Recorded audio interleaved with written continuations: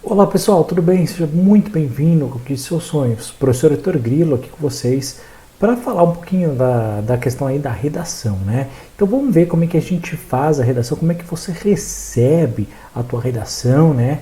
E tudo aquilo que você tem que aplicar na prática, todos aqueles conceitos que nós estudamos aqui no Conquiste Seus Sonhos. Olha, antes de começar, não esquece já de curtir esse vídeo, de comentar todas as dúvidas, né, conforme eu vou falando aqui embaixo, para a gente poder fazer essa interação, tá?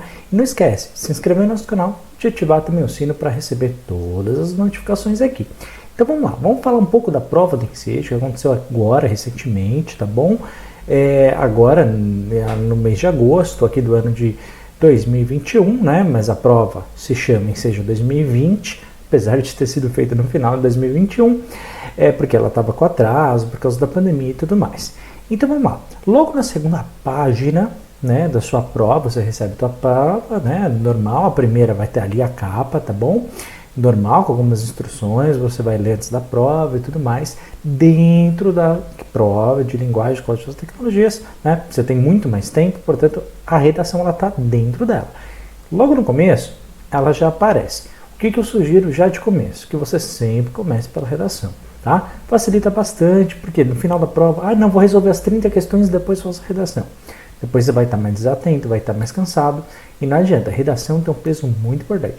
Questão você pode errar mais da metade, então fazer as técnicas, tudo aquilo que a gente aprendeu é muito importante. E ela vai começar, pessoal, falando da proposta de redação. Vamos ver. Esse parágrafo aqui, esse texto inicial, essas 5 linhas, todas as provas, tá? Tem sempre isso. Então vai começar falando. A partir da leitura dos textos motivadores e com base nos conhecimentos construídos ao longo de sua formação, redige um texto dissertativo argumentativo em modalidade escrita formal da língua portuguesa sobre o tema combate ao abuso sexual com crianças e adolescentes no Brasil, apresentando propostas de intervenção que respeitem direitos humanos. Selecione, organize e relacione de forma coerente e coesa argumentos e fatos para a defesa do seu ponto de vista. Bom, o que você tem que saber desse comecinho, tá? Esse texto é padrão, tá? Quando ele fala, redige um texto dissertativo argumentativo, o que é isso? É aquilo que a gente aprendeu, fazer uma dissertação, tá? Através de um texto dissertativo. Por que ele coloca a palavra argumentativo? Porque você vai utilizar de argumentos no meio do seu texto. Relaxa, exatamente como a gente aprendeu, tá bom? Então você vai fazer o primeiro parágrafo com aquela introdução, média de 5 linhas, segundo, terceiro e quarto parágrafo com a argumentação, também média de 5 linhas, e a conclusão no último, também com 5 linhas. O mais importante desse início que você tem que saber é essa parte que está em negrito aqui, ó, combate. Tá vendo aqui, ó? Combate ao abuso sexual de crianças e adolescentes no Brasil. O que significa isso, né? Que o tema da sua redação ele sempre vem agora escrito, tá? É um padrão das últimas provas do Enseja, e isso deve continuar, tá? Justamente para facilitar sobre o que você vai escrever. Justamente, né? Porque se você escrever algo fora do tema, você pode ter sua redação desclassificada, tranquilo? Bom, então o que você vai fazer, né? Primeiro você tem que saber o tema. Legal. Qual que é o tema? Esse que está em negrito, combate ao abuso sexual contra crianças e adolescentes no Brasil. Beleza, o que você vai fazer? No primeiro parágrafo de introdução, você tem que falar um pouquinho sobre ele, né? Então você vai falar, atualmente no Brasil, o número de crianças e adolescentes que sofrem abuso sexual ali tem vindo a aumentar por causa disso, por causa daquilo. Você vai citar esse tema na sua introdução. Então, é para me aprofundar? Não. É para desenvolver o porquê que eu acho que está aumentando, que está piorando, que é ruim? Não. Você só vai citar no primeiro parágrafo. Beleza? Você tem que apresentar o tema. Depois, agora vem o pulo do gato. Presta atenção. Tem texto 1, texto 2 e texto 3. O que significa? Que cada um deles a gente vai fazer um parágrafo. Tá bom? A gente vai fazer um parágrafo. O texto 1 relacionado ao parágrafo número 2, o texto 2 relacionado ao nosso parágrafo número 3 e o texto 3 relacionado ao nosso parágrafo número 4 de nosso texto, tá bom? E a gente vai pegar o principal desenvolvimento dele e vai argumentar em cima. Então vamos começar. No texto número 1, que é o nosso segundo parágrafo, ele está falando assim, olha, abuso sexual contra crianças é crime. Para evitar casos de abuso, é preciso saber identificar. O abuso sexual infanto-juvenil é toda situação em que uma criança ou adolescente é utilizada para proporcionar satisfação sexual a outra pessoa. Essas situações vão desde toques em partes íntimas, produção de fotos e vídeos expondo a criança ou adolescente sem roupa, até estupros. Abusar sexualmente crianças e adolescentes é crime e deve ser punido, tanto os que praticam diretamente o abuso quanto aqueles que colaboram para que ele aconteça. Inclusive os que deviam fazer algo para impedir e não fazem, como a mãe ou o pai, ao saber do abuso, não evitam que ele ocorra, respondam pelo crime. Então, no segundo parágrafo, o que você tem que falar? Sobre a questão da criminalização, tá bom? Sobre o abuso sexual contra crianças e adolescentes. Então, você vai desenvolver, né? Em primeiro lugar, é importante falar que o abuso sexual contra adolescentes, ele é um crime que está estipulado no nosso Código Penal, por exemplo. Tá? E aí você pode desenvolver. Mas você tem que falar que tanto a ação, né, dessas práticas, quanto a omissão, que é o que está falando aqui, tá? Ele, principalmente dos responsáveis pela criança, também é crime. Portanto, isso você tem que citar nesse segundo parágrafo. Lembra, nunca copie texto, nunca copie nada daqui, tá bom? Você vai usar apenas como referência. Outra dica importante, tanto no início do segundo, quanto no terceiro, quanto no quarto parágrafo, você vai começar, né, com alguma expressão ou palavra, né, que a gente chama de conectivos. Essas palavrinhas ajudam a linkar, né, um parágrafo do outro. Eu ensinei aqui nas aulas a técnica do EPA, né, para você começar o segundo, o terceiro e o quarto parágrafo. EPA, em primeiro lugar, é o E, posteriormente é o P, né, e ainda é possível no quarto parágrafo. Então, o EPA, em primeiro lugar, posteriormente ainda é possível, tá bom? Texto número 2, o que você vai fazer? Tem lá uma imagem e vamos interpretar. Então, vamos lá. Não desvie o olhar, fique atento, denuncie, proteja nossas crianças e adolescentes da violência. Procure conselho tutelar ou Disque 100. Então, o que eu sugiro que você faça? Você pode voltar novamente a falar sobre essa questão de que é importante que as pessoas denunciem, tá bom, essas práticas, que é importante que as pessoas não ignorem, que elas observem as crianças e adolescentes nas suas famílias, na sua comunidade, tá? E que existe sim um conselho tutelar que pode ser acionado em caso de suspeita dessa prática. Portanto, você tem que citar aqui nesse terceiro parágrafo, tá bom? O conselho tutelar, e é importante da denúncia, tá? Para que as pessoas não fiquem ali de maneira omissa diante de alguma suspeita ou alguma situação, inclusive, tá bom? Então, e você tem que citar, sem copiar. Já no quarto parágrafo, vamos ver. Aqui tem um gráfico, né, que fala: 3 crianças ou adolescentes são abusadas sexualmente no Brasil a cada hora. Meninas são o principal alvo. Total de identificação de crime sexual contra crianças e adolescentes, do 0 ao 9 e dos 10 aos 19, tá bom? E aí você vê, né, no ano de 2011 você tinha um total de 13 mil e esse número foi crescendo anualmente até chegar a 2018, chegou a 32 mil, todo ano aumentou, ok? Depois você tem lá as vítimas, né, de 0 ao 9, 76% são meninas e dos 10 aos 19, 92% são meninas, ok?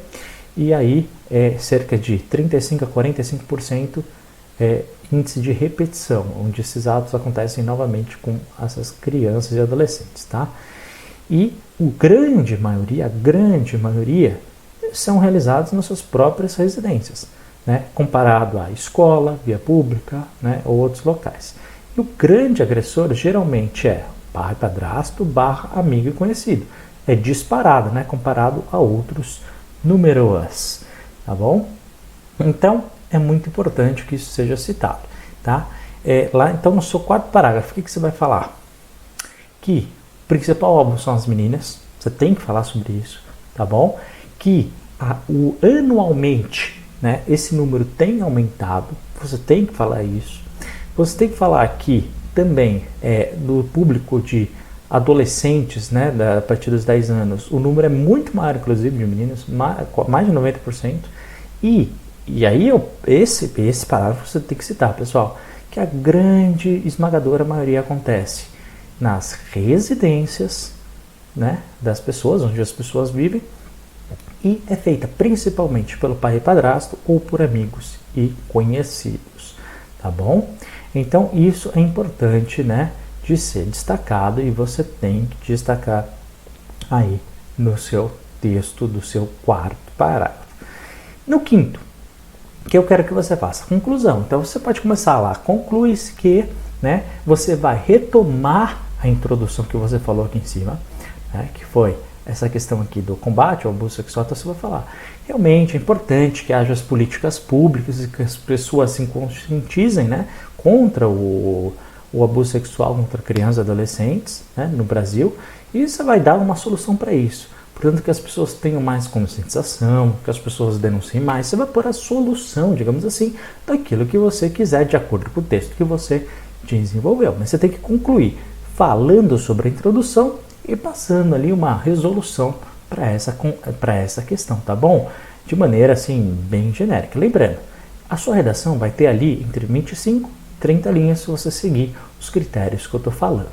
Além disso, você vai receber, tá, uma folha à parte para você desenvolver, tá, a sua redação. Ele pediu o título aqui? Não. Então você não vai colocar título. Você vai começar logo no comecinho da primeira linha, dá um espacinho aqui do primeiro parágrafo e vai começar aqui na primeira linha, tá? Sempre de caneta preta transparente, como diz as instruções.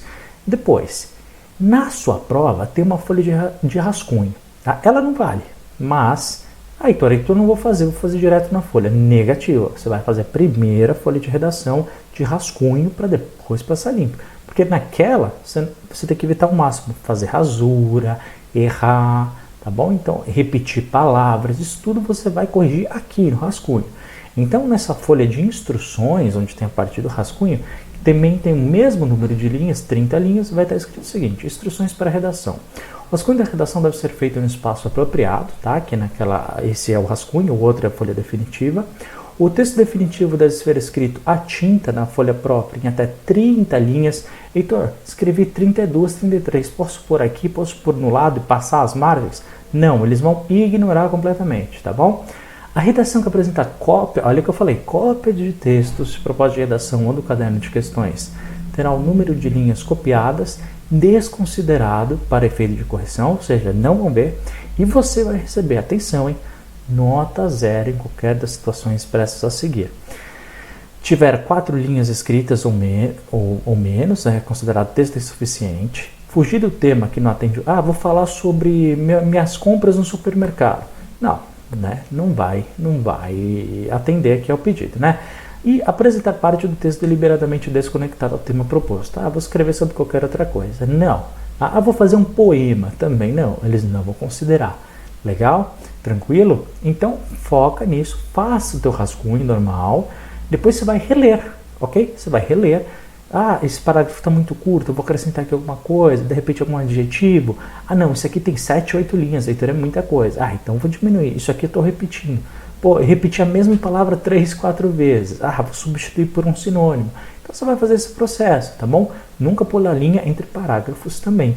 Tranquilo? Beleza? Ao fazer isso, você vai estar pronto, você vai reler. Meu texto está legal. Fiz um parágrafo de introdução, outros 3 de argumentação e um de conclusão. Fiz ali em 28, 29 linhas, Heitor. Cada parágrafo tem o mesmo número aproximadamente de linhas. Beleza. Vai para a folha principal, que vão te dar, tá bom? Uma folha à parte. E você simplesmente passa bem devagar com a letra caprichadinha, tá bom? Evitando o máximo errar. Heitor, risquei, errei. O que eu faço? Tudo bem, né? Acontece, mas evita ao máximo de você fazer isso. Tranquilo? Começando cada parágrafo com espaço, com letra maiúscula e terminando o parágrafo com ponto final. Pessoal, é isso que eu queria mostrar para vocês, tá bom? Espero que possa ajudar. Não esqueça de seguir todas as recomendações que eu falo aqui nas aulas para vocês e qualquer dúvida, escreva aqui embaixo nos comentários. Não esqueça também de curtir esse vídeo, compartilhar nas redes sociais para que outras pessoas também possam ser ajudadas, principalmente em grupos de WhatsApp. Por favor, me ajude nisso. Não esqueça de se inscrever em nosso canal, de curtir, de ativar aí as notificações. E qualquer dúvida é só falar comigo. Obrigado por ter assistido, forte abraço e até o próximo vídeo. Tchau, tchau!